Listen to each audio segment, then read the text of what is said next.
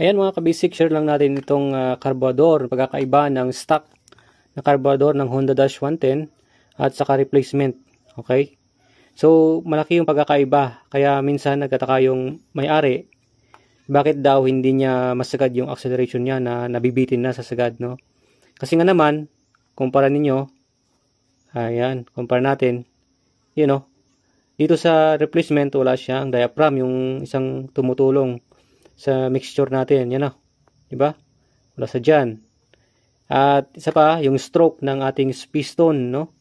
Kita nyo naman, mas maikli itong replacement kaysa itong dati niya.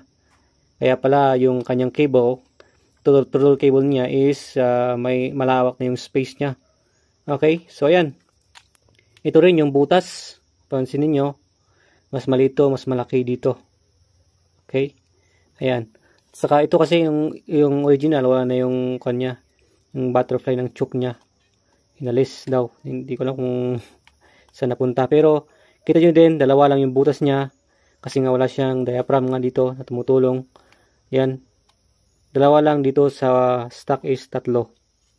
Diba?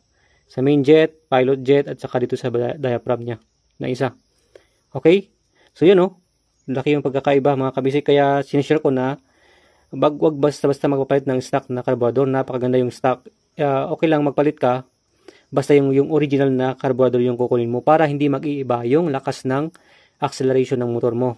Okay, siyempre pag hindi maganda yung pasok ng gasolina at saka hangin sa yung combustion chamber, iba talaga, hindi siya makahatak ng maayos.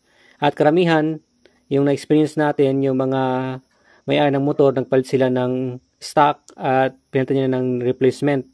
Kasi daw hindi naman daw ma-repair yung stock, kaya pinalitan. Pagpalitan niyo, yung original pa rin yung gusto, yung mas maganda na ipalit niyo, hindi yung ganito na. Okay? Na replacement lang. Okay? Dapat yung original din. Kung may budget kayo, kung wala talaga, no choice, ito na talaga. Okay? Pero mas tingnan niyo yung may diaphragm. Okay? Dapat hanapin niyo yung ganung klaseng carburetor. Hindi ganito, wala eh. Kaya mahina. Right? Tingnan niyo yan, no? Maliit. O, tingnan natin. Diba? Maliit talaga yung stroke niya, oh. Maliit talaga yan. Kumpara natin.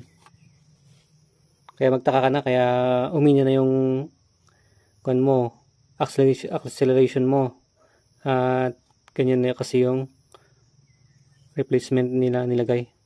O yun na rin, pero iba na talaga yung sa dating stock. Kaya pinipili pa rin yung stock or yung original na carburetor yung ilagay nila sa kanilang mga motor. Mas okay yun.